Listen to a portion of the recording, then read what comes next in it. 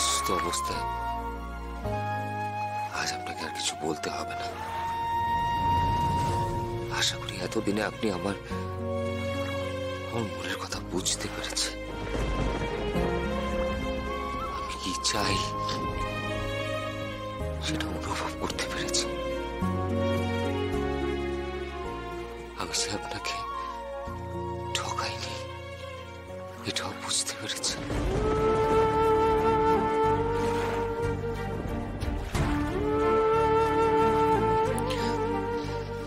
এতটা নিশ্চিত কি করে হচ্ছেন আপনি?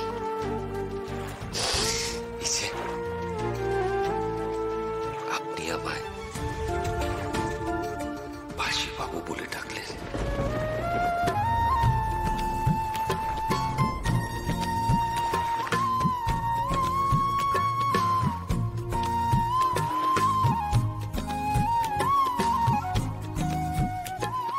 এবার আপনি যেদিন আপনার মনের ভাব আমার কাছে প্রকাশ করবেন সেদিন না হয় বাকিটা শুনবো। আজ শুধু বাসি বাবু অব্দি থাক। বেদিনী জ্যোৎস্না, বেদিনী জ্যোৎস্না।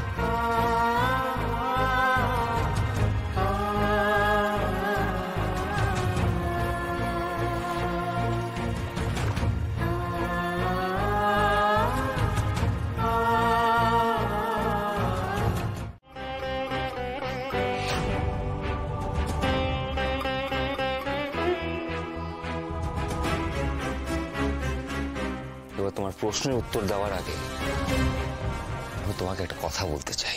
জ্যোৎস্নার বদলে যদি তোমারও কোনো বিপদ হতো আর আমি যদি সেটা জানতাম তাহলে আমি তোমাকেও রক্ষা করার জন্য ছুটে যেতাম।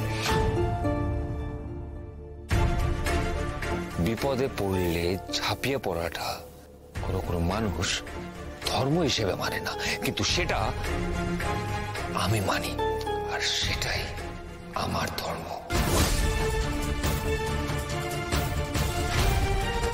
এবার আসি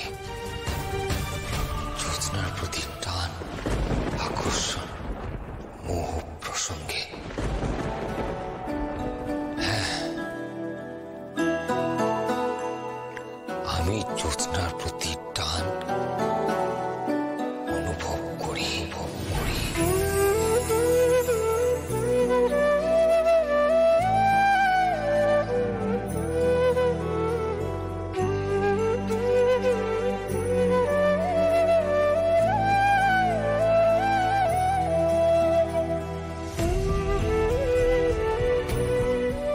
টান অনুভব করি না, শয়নে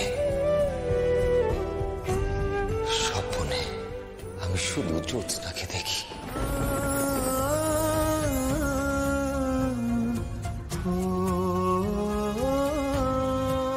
আমার হৃদয়ে জড়িয়ে আছে জ্যোৎস্না।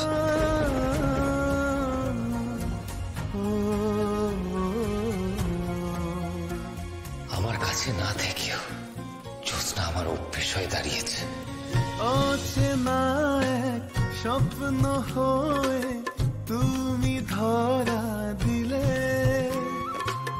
হৃদয়েরই যত ভাষা লিখেছ মনের কোণে, কন্যায় মন গেয়ে ওঠে শুধু তোমার নাম, ভাসিয়ে দিলে জীবনে স্বপ্নেরই উজান। কারণটা নিশ্চয়ই জানতে ইচ্ছে করছে, তাই তো?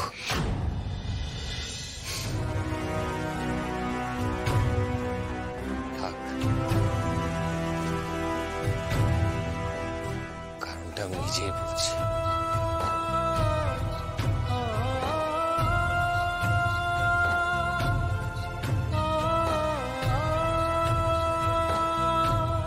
কারণ আমি জ্যোৎস্নাকে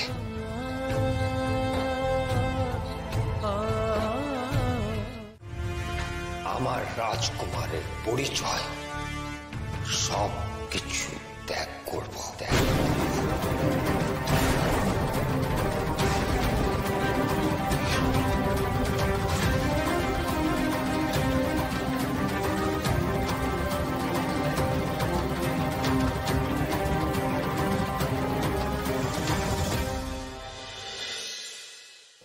জ্যোৎস্নাকে আমি ত্যাগ করতে পারবো না।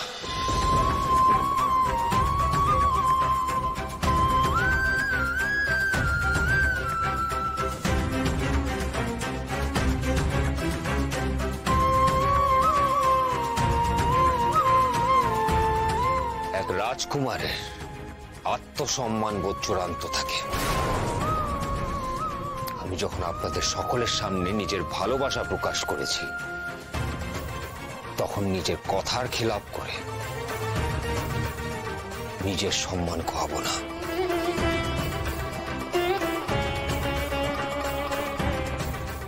আপনি এইটুকু ভরসা রাখুন।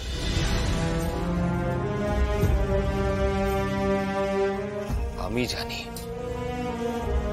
আমার বড় মা আমার কথা ফেলতে পারবেন না।